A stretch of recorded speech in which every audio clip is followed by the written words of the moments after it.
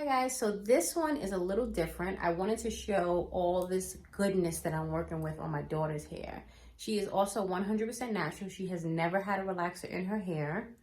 And this is what her hair is looking like. She does have a bit of heat damage because, like me, she used to go to the salons and get, the blowout. So she refuses to let me big chop her hair, which is fine. I completely understand why. So what we're doing is we're just transitioning the heat damage. And a lot of people say, oh, can heat damage be reversed? I don't know if it can be reversed necessarily, but I think it can be grown out, if you say, right?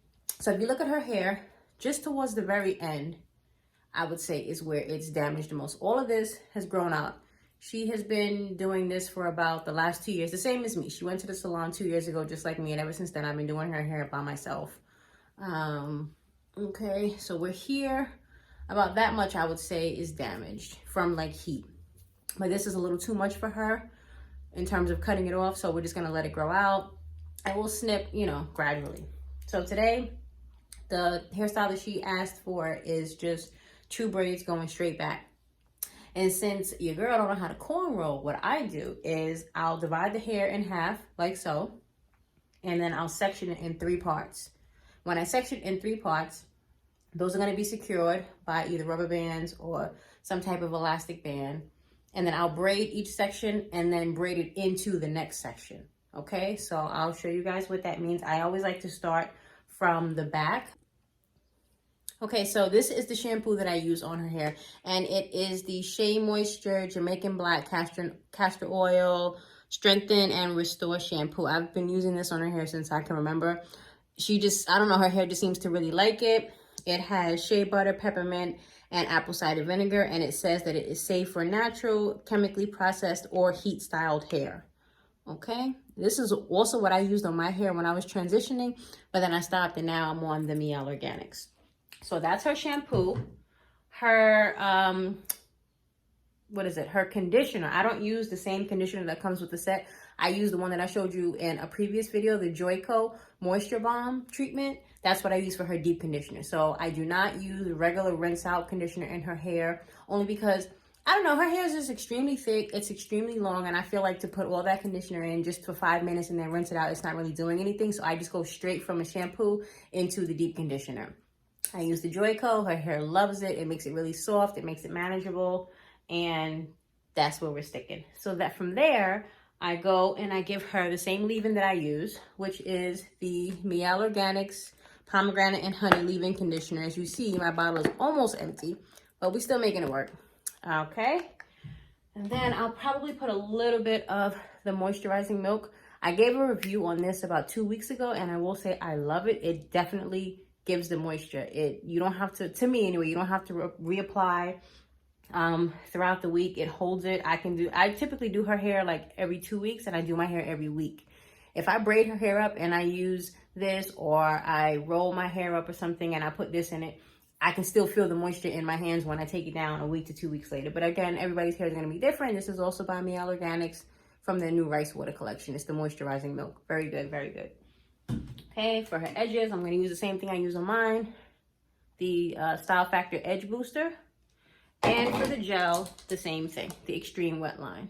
I try to use the same products because for my hair, I buy quality products, so why would I use anything less in her hair, okay? And as I've been talking, her hair has dried. I don't know if hers is high porosity, low porosity. I'm not sure. I just know it's a lot of it. So I'm going to go ahead and section off this side, detangle it, put the leave-in in, and then I'll come back when I have it in the 3 sections and I'll show you how I braid one into the other. Okay? All right. Okay, so we're back, and I did one side of her hair, and I said I was going to section it. Put your hair back. I was going to section it into 3. So this is 1 section, 2, and then 3. I braided them all together, and then stand up just a little bit so they can see where the end goes. And this is her hair braided up. It comes to like, I don't know, what is that? Right underneath the armpits, but when her hair is out, it comes a little bit longer.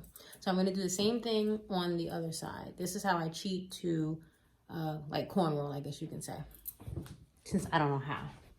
So now we're going to come on the other side, and of course, while I was doing this side, this portion of her hair has, for the most part, dried. Not all the way, but enough. All right. But I wanted you to see how long her hair is. Stand up, baby.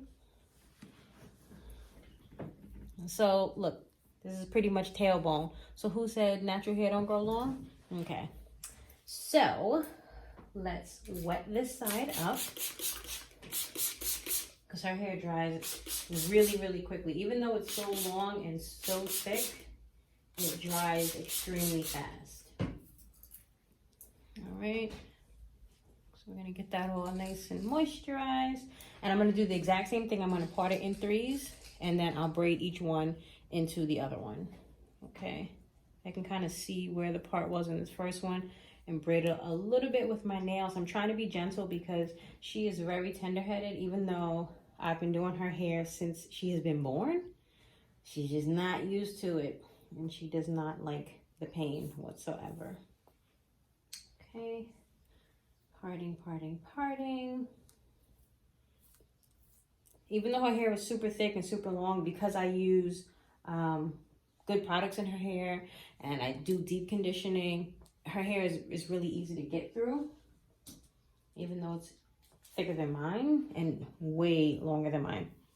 But so that's the first section. I can just clean up the part a little bit with this comb. Look at that, baby. All right. Only because you just want it to look straight on both sides. You want it to look uniform. So we're just going to clean it up a little bit.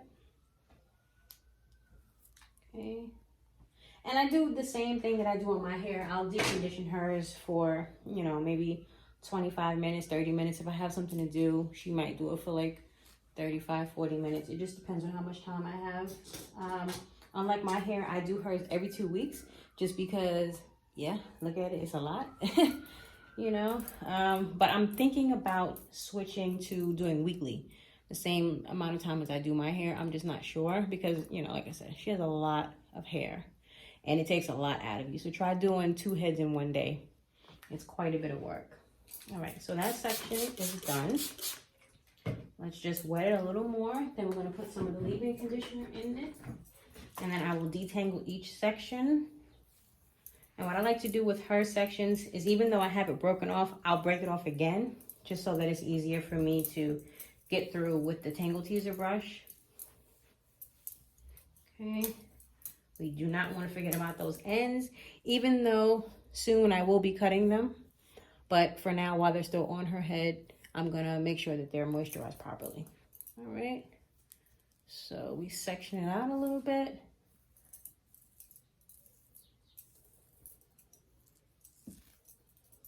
Okay. She has tight curls, she has loose curls, she has a lot of different types of curls. I don't know what I would really classify hers as. There's a lot of areas where it's just like mine, where when I put some gel in it and then I brush it and it does like ringlets. So sometimes that gets in the way when I'm trying to brush through it, and it may sound like it's really tangled, but it's not. It's just that her curls are very tight, just like mine. They just don't show as easily simply because her hair is longer. Okay, so now I'm just detangling, and I always start with the very ends, and then you want to work your way up. And then when you're doing that, hold each section so that you're not pulling her head like this. You want to try to, alleviate as much pressure as you can when you're actually pulling on the scalp. Okay, let me move this back a little bit just so you can kind of see. Okay, so we're going to start at the root. At the tips, at the end. And then you work your way up. And you see how I'm holding this so that when I'm brushing from here, I'm not just pulling her head straight back. I'm giving a little bit of leeway so that it's not hurting on her scalp too tough. Since she is tender-headed, like I said, that could be a tip that you can use for your little one when you're trying to brush their hair. Okay. All right, and you see how long that stretches? Try to move the camera down a little bit so you can see. It goes all the way down. Like I said, tailbone length. She has very, very long hair. Okay. So that's one part done of that same section that I parted off. And I just want to do it in just 2 more small sections. just to kind of make it easier. I mean, I could just go through the whole section as one, but I don't want to do that because I know that she doesn't like the tension on her scalp. And what I may be able to tolerate on mine, I'm not going to just assume that she can tolerate it on hers. So I try to make this process as seamless as possible for her. As much as I can. I mean, at some point, there will be times where it's just going to hurt and she's just going to have to deal with it. But, you know, long hair don't care, right? Okay, so that section is done. Can go over it one more time.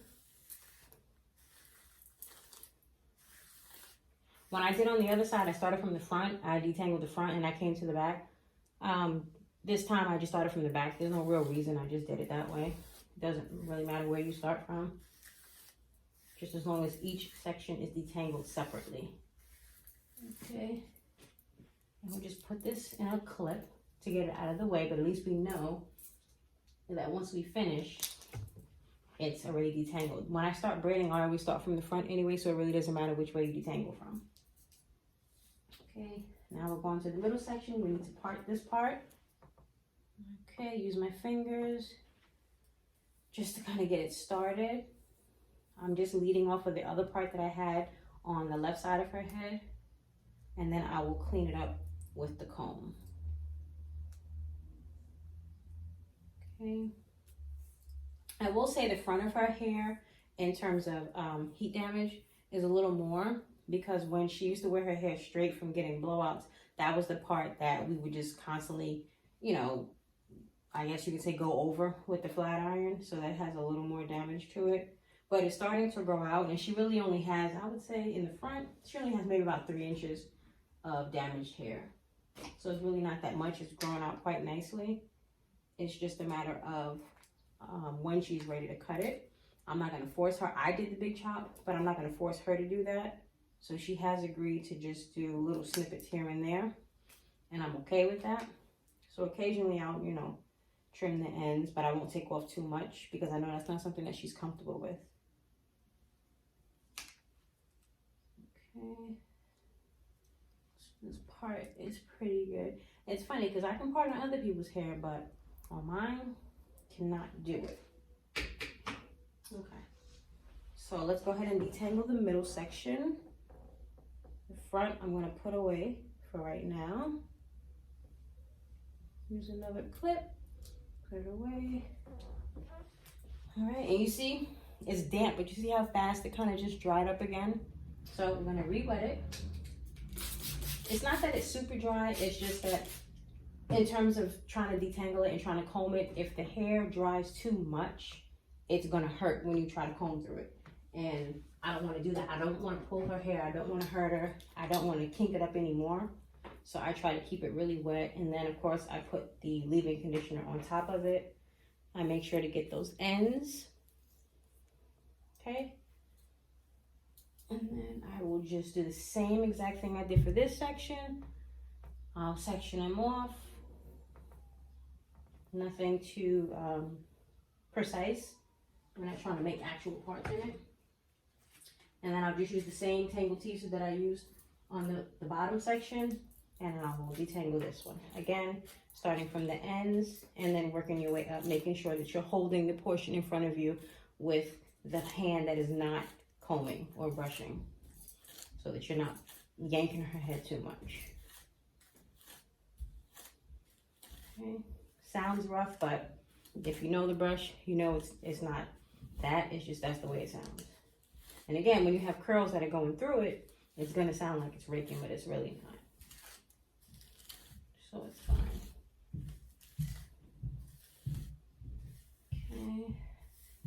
So that portion is done. We're going to come back, section off again. I'll try to break this into like 3 portions, just so that it's a little easier. And when you're trying to section off the hair this way, and it gets like this, instead of just pulling it, be gentle. You know, try to work your way through from the ends and separate it before you just yank it. Because the hair, when it's wet, it's extremely fragile. When the hair is dry, it's extremely fragile. Bottom line, the hair is extremely fragile, period. It doesn't matter what state it's in. So if you want to retain that length, if you want to keep your hair healthy, you need to kind of baby it a little bit, okay? It can tangle extremely easy. Okay, done. Last section for this part, I'm gonna brush it, starting at the ends.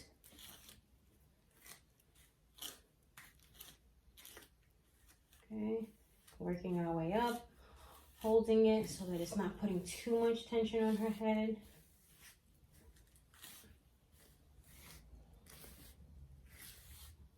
Keep that going. Okay, now we can gather all the hair from that one section. And then we can just brush it together. And to me, like I said, this is just an easier way to detangle the hair. Instead of me trying to detangle this one huge section like this, it would just be way too much. First of all, outside of hurting her, it would just damage the hair because it's gonna pull it way too much. So I break it off so that it's easier on the hair, it's less tension on the hair. Okay, we have that brushed. It's very slippery, obviously, because my hands are wet and her hair is wet. Okay, so now, same as before, we just clip this section out of the way, and that took what, 5 minutes maybe? Now we're gonna do the front of her hair, the front section. Same exact way. Turn your head, baby, this way a little.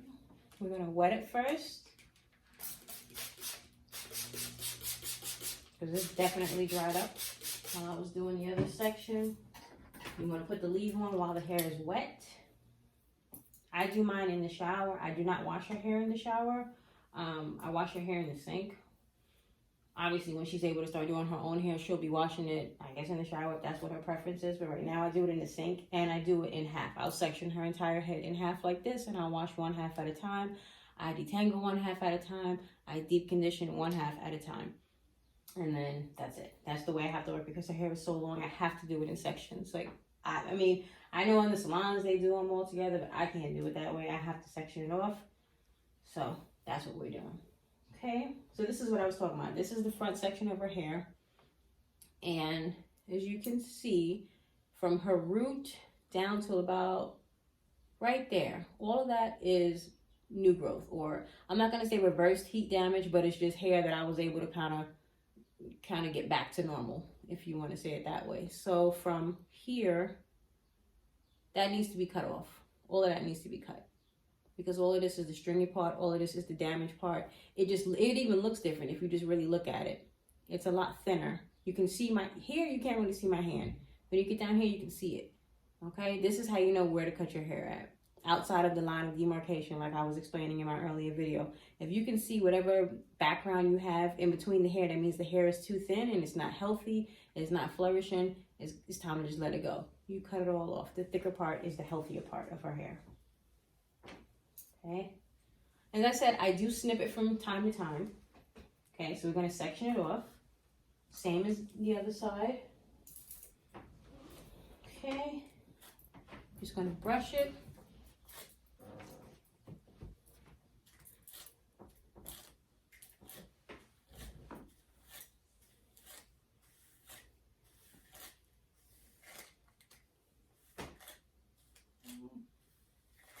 And her hair definitely, it curls. I don't have to do much to it. You know, it curls on its own. She definitely has the ringlets. As soon as, it's just like mine, when I put the gel in it, it automatically forms up, just like the little Shirley Temple curls. There's really no difference in it. I would say the only difference is I don't have these straight pieces on the bottom because I just cut all mine off. Okay, so I don't really need to section this off, but I will, just to make sure that it's not pulling too much on her hair. Okay.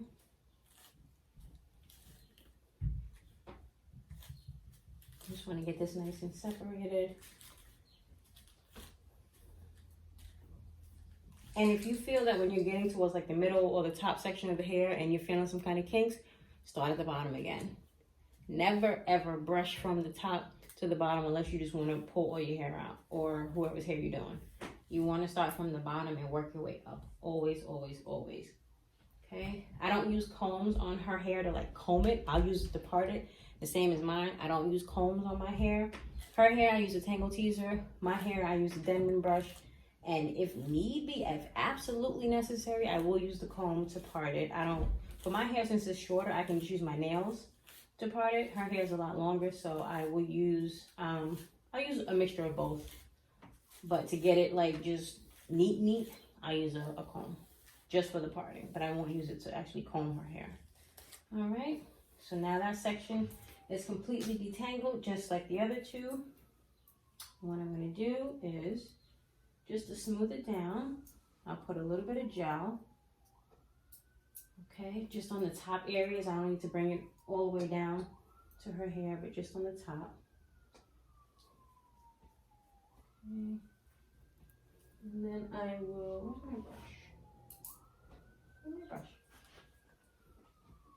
Aliyah, where's the brush?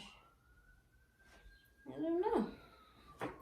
Alright, well, I had a brush. I don't know where it went. Are you not talking to me? You don't want them to hear your voice either? Okay. She said she don't know y'all like that, so she can't do it. So what we're going to do is we're just going to use the edge brush. Because I don't know what happened to my other brush. It was here. Okay. And I'm just going to put a rubber band, the black rubber bands. And I know you're saying, oh my God, these are going to pull her hair out. No, it's not, because I know what I'm doing. I know how to put it on there. And when I take it off, I don't unwind it. I cut them off. So it doesn't get tangled up in her hair. It won't pull it. I just cut them straight off because these are cheap. You can get like 1,000 for $1. So not 1,000, but you know what I mean. You can get a lot for $1. So, and I use 2 at a time because of the thickness of her hair. Okay. Put it on like this. Just wrap it around. You know how to put a rubber band on. And I don't make it too tight because you don't want it to pull the edges in the front.